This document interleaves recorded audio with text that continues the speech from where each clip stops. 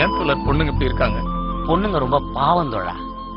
வீட்டுல இருக்கவங்க கிட்ட இந்த ஆம்பளை நாய்ங்க அன்பா ஆசையா 4 வார்த்தை உட்கார்ந்து பேசுறாங்களாயா. நீ சாப்பிட்டியா, நீ தூங்குனியா, நீ கட்டிக்கிட்டு இருக்க புடவை ரொம்ப நல்லா இருக்குமா, நேத்து நீ வச்சு கொடுத்த ரசம் ரொம்ப சூப்பர்மா அப்படின்னு எவனா சொல்றானாயா. இப்படி சொல்றதை விட்டுட்டு எவளுக்கோ ஒருத்திக்கு போன் பண்ணி, ஹாய் ஹடி, நீ நல்லா இருக்கியா, நீ சாப்பிட்டியா, நீ தூங்குனியா, நீ அழகா இருக்கடா செல்லம் அப்படின்னு வாய்க்குசாம போய் சொல்லுவானுங்க. வெக்கமே இல்லாம. பாராட்டுக்கு ஏங்கிறது பெண்ணுடைய குணையா. சமைச்சு வச்சுட்டு சாப்பிடும்போது ஏன் பக்கத்திலே நிக்கிறாங்க தெரியுமா?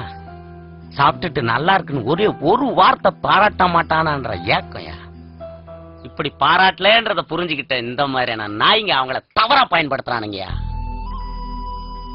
ஒரு நாளைக்கு சாரின்ற ஒரு வார்த்தைய குறைந்தபட்சம் 100 தடவை பயன்படுத்துறோம்.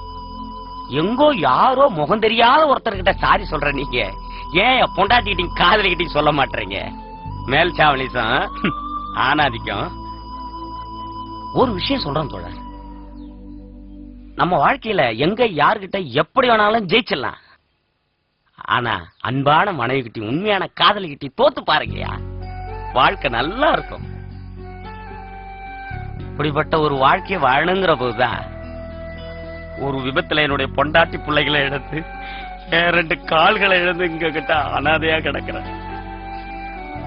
போங்க தோழர், போங்க, விட்டு கொடுத்து வாழுங்க, வாழ்க்கை நல்லா இருக்கும். போங்க தோழர்.